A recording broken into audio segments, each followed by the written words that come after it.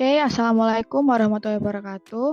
Good afternoon, Pak Faru and friends. On this occasion, we are from Group 5 will present about the Islamic economic system. Next.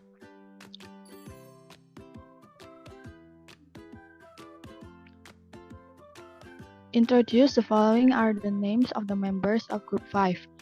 There are Riris, Ardiana, Nabila, Bunga, Hilma, and Nadia. Next.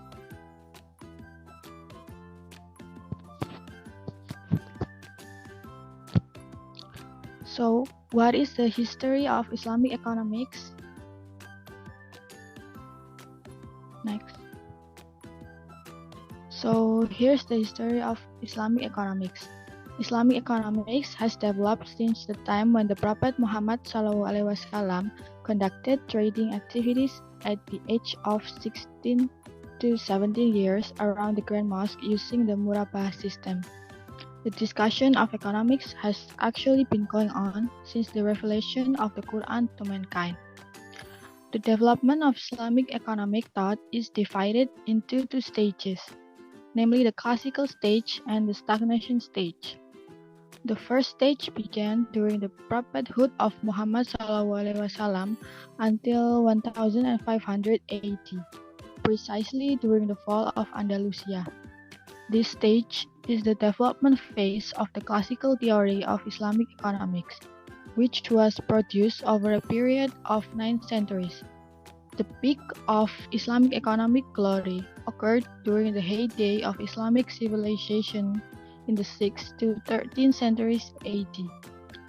The second phase is the period when the development of Islamic economics began to stagnate. In the 20th century or today, there is a revival of the Islamic economic system after experiencing stagnation in the previous stage. The development of Islamic economics at this time is still undergoing reformulation as a discipline that is relevant to the conditions of the times. Today, Islamic economics has grown rapidly and covers various sectors, including banking, finance, and business. Next.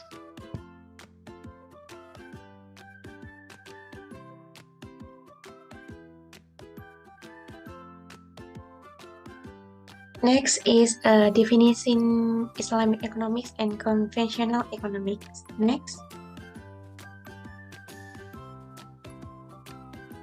Islamic economic is an economic system that is run based on Islamic law or good legal rules by relying on the Quran and Hadith of the Prophet Muhammad as a guide. The ultimate goal is the pleasure of Allah using tools that cannot be separated from Islamic law. Next.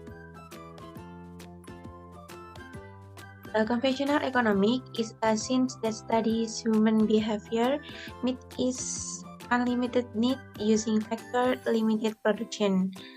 Next.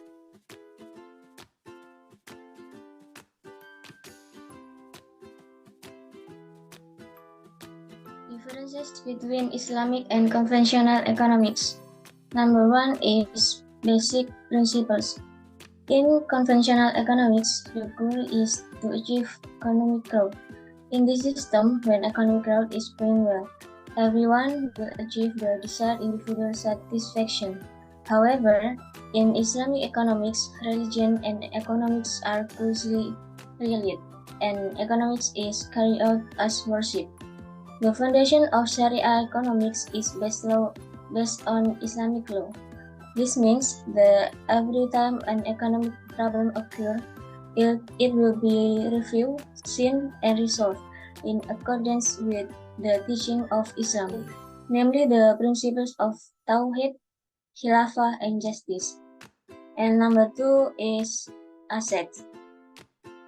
In the Islamic economic, the rule of assets is for the welfare of the community and obtaining falah or glory. Sharia economics guarantees public ownership, and its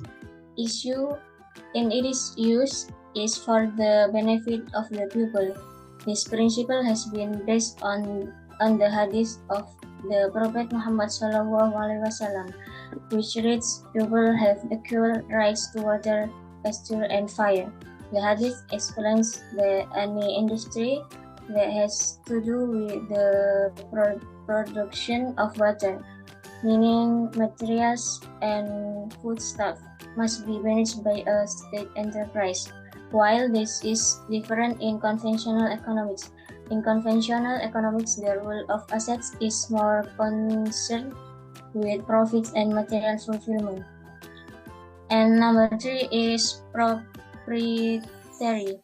The difference in proprietary rights in the two types of economy lies in the way of obtaining property rights and the provisions regarding property rights. Islam recognizes verified property within certain limits, such as ownership of the means of production or its factor of production. However, individual property rights are not absolute and conditional. In Islam, individual ownership is limited by the interest of society at large. If a country wants a certain asset, then the owner of the assets must release it. This is in line with the principle contained in Sharia, which states that the interest of the wider community must be prioritized and the interest of an individual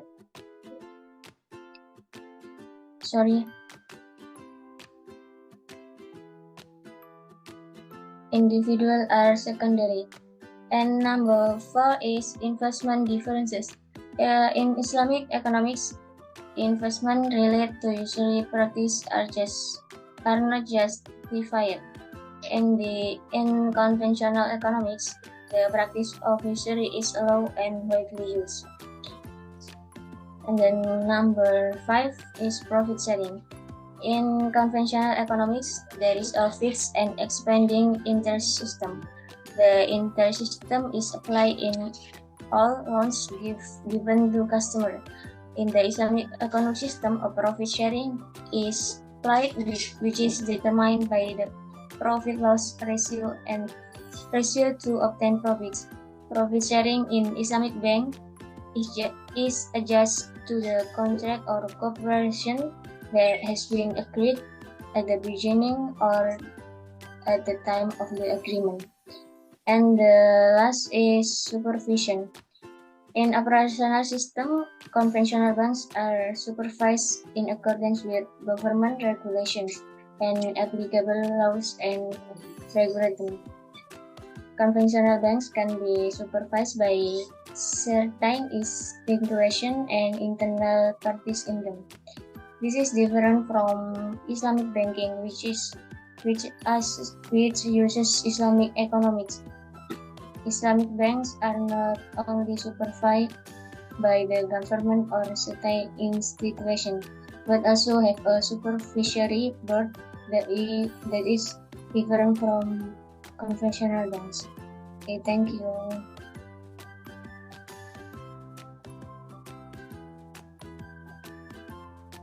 Okay, development of Islamic economics in Indonesia.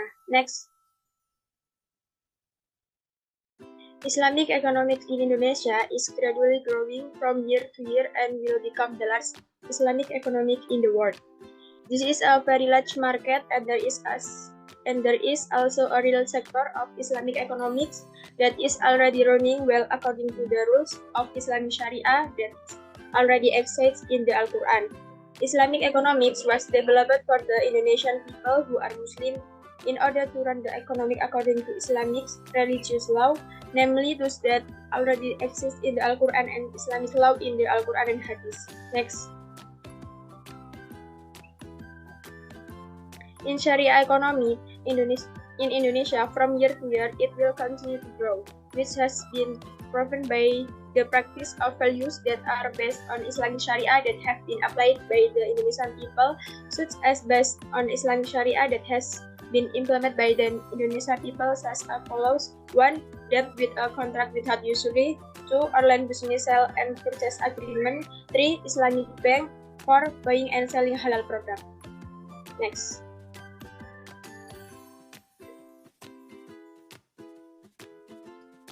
Okay, in Islamic economics, again in Indonesia from year to year, will be increasingly developing, which has been proven by the practice of value based on Islamic Sharia that have been applied by the Indonesian people as well. Number one is debt with contract without usury. In borrowing property, there must be an agreement between the borrower and the person who borrow without usury, because usury is forbidden. Number two is online business sale and purchase agreement. In economic development, buying and selling must be based on Islamic law to make a contract, including the sale and purchase contract. Number one is murabaha, also referred to as cost plus financing, is an Islamic financing structure in which the seller and buyer agree to the cost. And number two is salam. Salam is a contract of sale where the seller undertakes to supply some specific commodity to the buyer at a future date in exchange for a price fully paid in advance. And the last is istisna, like salam contract, but the payment can be made in installment. Okay, next. Okay, number three is Islamic Bank. Islamic Bank makes saving and loans without interest, but with a profit sharing system based on the Quran and Hadith. The last is buying and selling halal product. Buying and selling in Islamic economic transaction. To sell halal product, have an agreement or condition to carry out the transaction. Number one is halal and mutual consent. Halal, there should be no haram products. And the last is mutual consent. The meaning in buying and selling, there is no element of coercion. It must be through mutual consent between the product and the person who will buy it. Okay, thank you. Next. Okay, the last is the conclusion. First, the history of Islamic economics is where it began when the Prophet Muhammad SAW carried out trading activities at the age of 16 until 17 years around the Masjidil Haram using the murabaha system. Second, the difference between Islamic economics and conventional economic is that the Islamic economic system has the goodness that exists in the capitalist and socialist economic system, but it's free from the weakness found in the both systems. Third, the development of Islamic in Indonesia in the year to come will grow, which has been proved by the practice of value based on Islamic Sharia that have been applied by the Indonesian people, as well as debt with contract without usury, online business sale and purchase agreement, Sharia bank, and buying and selling halal product. Okay, we think it's enough. Thank you for your attention. Wassalamualaikum warahmatullahi wabarakatuh.